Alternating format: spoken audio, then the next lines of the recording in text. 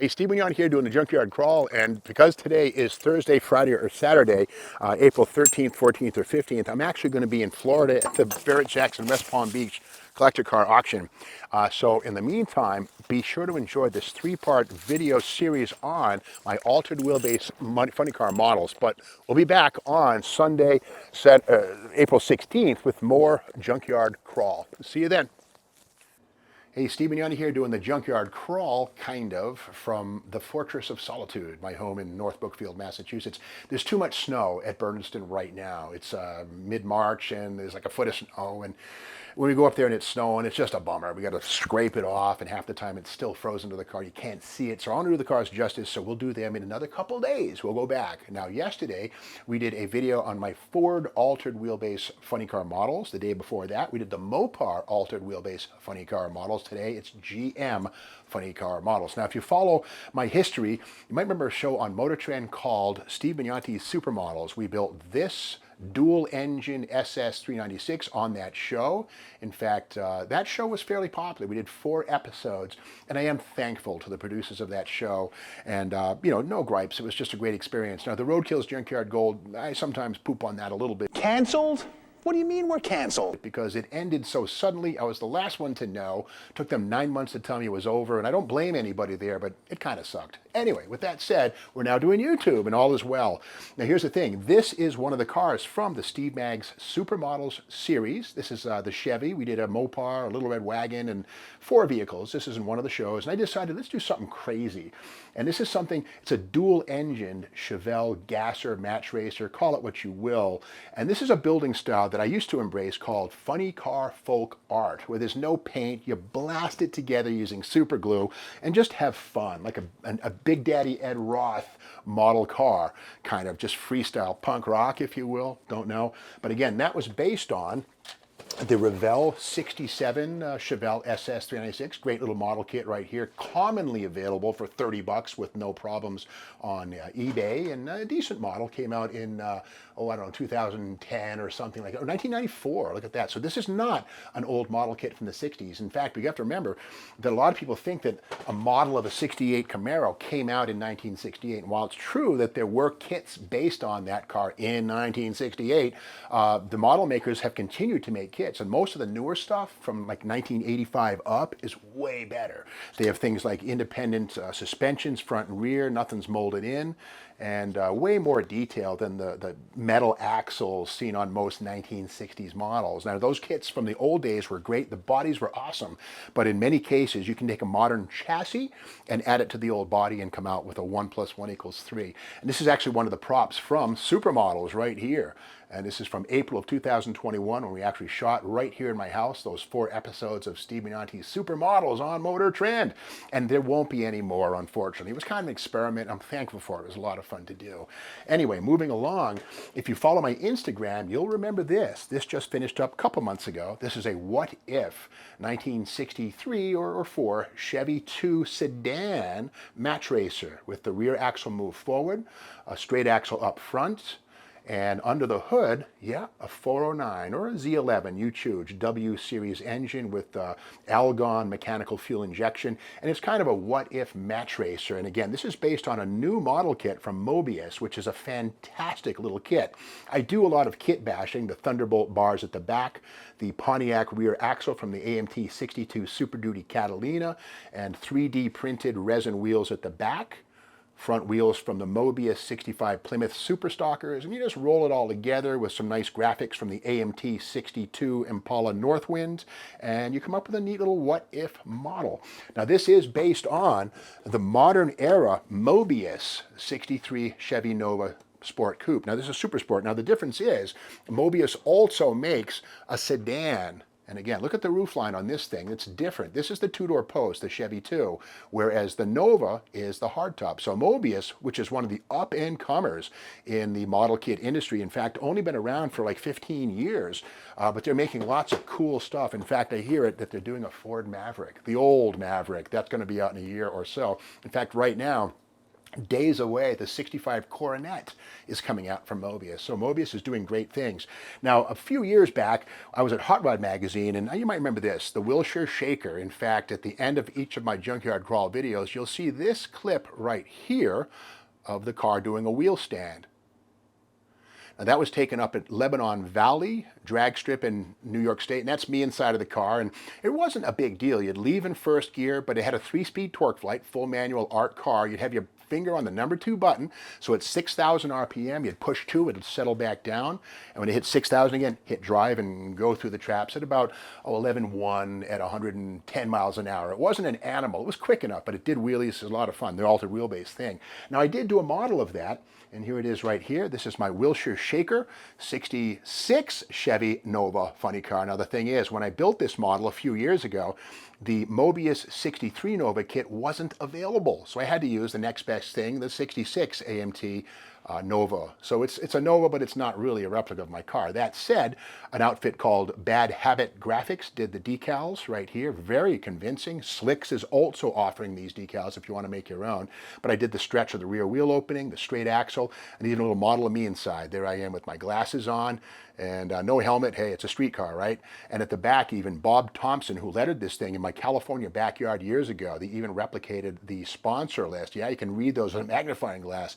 This thing was a lot of fun. Now, here's the thing with this one. This one is one of my models that I haven't patented this, but it floats. What I mean by that? Well, it's of course sitting on all wheels like that, but it actually hovers. It's doing a wheelie. How's that work? Well, I'll get to that in a second. Kind of cool, right? But again, this is the Chevy II, or the Nova, 1966, and this is based on the readily available AMT 66 Nova kit. This has come out in a bunch of different varieties. This is also a modern kit from 1990 up. It's a modern release. A lot of good stuff in this one. And again, round 2, you can still get it to this very day. And getting back to my old Wilshire Shaker Nova, if you remember, I wrote a book on how that car and others were built. This is How to Build Altered Wheelbase Funny Cars by Steve Bignanti. This is, I think, 2007 or something like that. Almost 20 years ago this came out. But I show, how I built the Nova and the whole rundown of the car and its various steps. Also did a Dodge Dart and a Ford Fairmont. This book, I think, is still available from Car Tech Books, don't know. But I also did a video, and if you just go to the YouTube channel, the Steve Maggs YouTube channel, you can watch about an hour-long video in 3 chunks of 20 minutes. That book kind of comes to life. But one of the high points of my life has to do with that Wilshire Shaker Nova, and Hot Wheels actually did the Drag Strip Demons rendition of the car. In fact, there it is in the blister pack, and here's one out of it. And I got a phone call from Mattel one day saying, hey, Steve, this is, I forget her name, but we're thinking about doing your car as a 1/64th scale. I says, well, how much do I have to pay them? No, they paid me. What I mean by that, they gave me 100 cars and I think $500 or something like that. So I was like, wow, my car is immortalized. And this is actually, I think, one of the first altered wheelbase tools that Hot Wheels has ever done. And here it is as the Chevy II Nova, the Wilshire Shaker, my little car.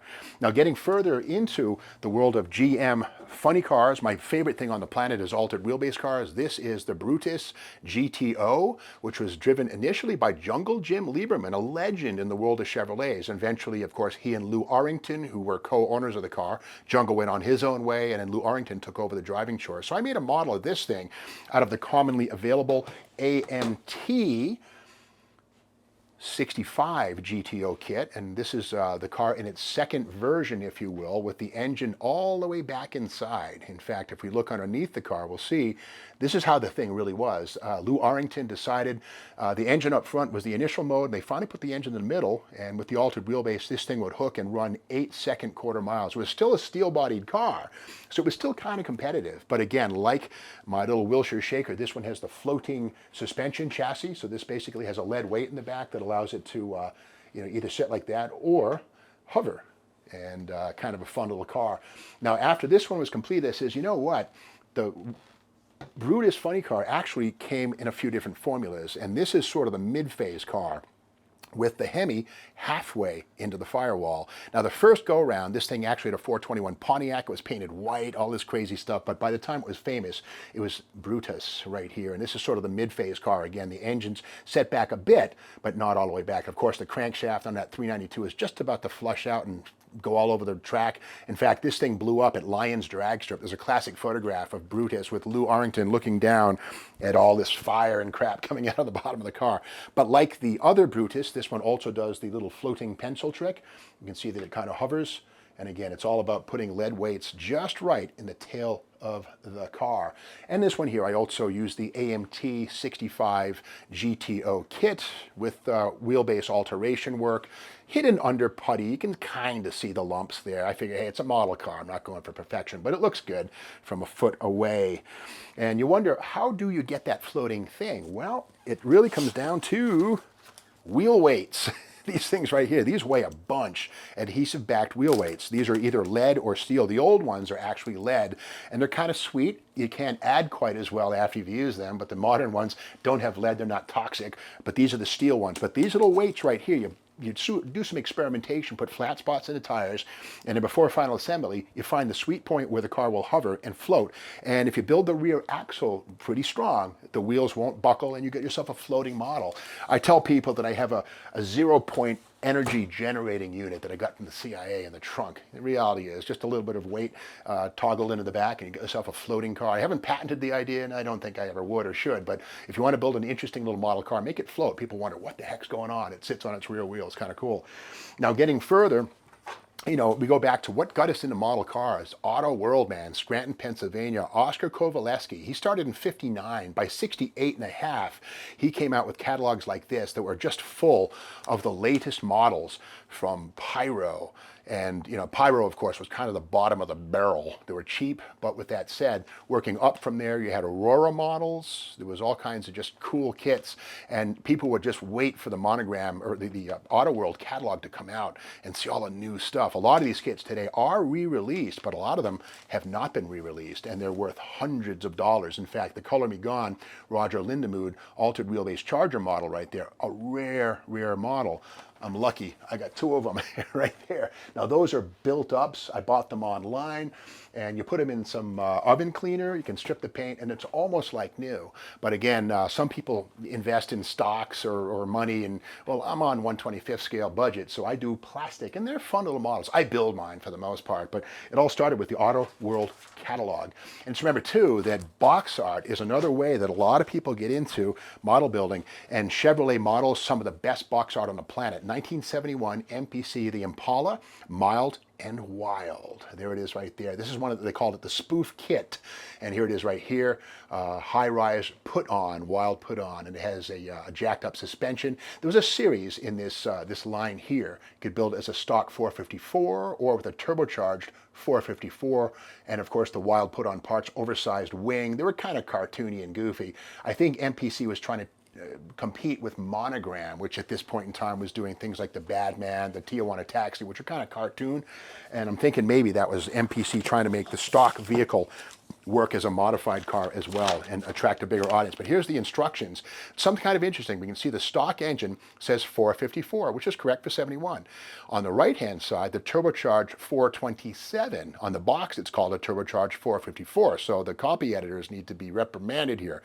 But again, it also speaks to the fact that a lot of people think the 427 Chevy is the hot rod version, whereas the 454 is the station wagon. Well, if you have an LS6 454, it'll run with any 427. But with that said, we can see this kit here, the final assembly, the spoof version with the goofy wing and all this crazy stuff, and I guess whatever it took to sell model cars. Another classic box, this one from AMT. How beautiful is that? Look at that box art. The Camaro SS 350, 1970, and look at this, the engine being dropped in, big block with a tunnel ram, couple of Hollies on top. There's the dude in the background working, AC, fire, spark plugs, AHRA, which of course was the alternate to the NHRA, and just the box art on this thing, it's just beautiful. Rally Sport nose, all custom molded in there. It's a 73, okay, this one here, so a couple years in.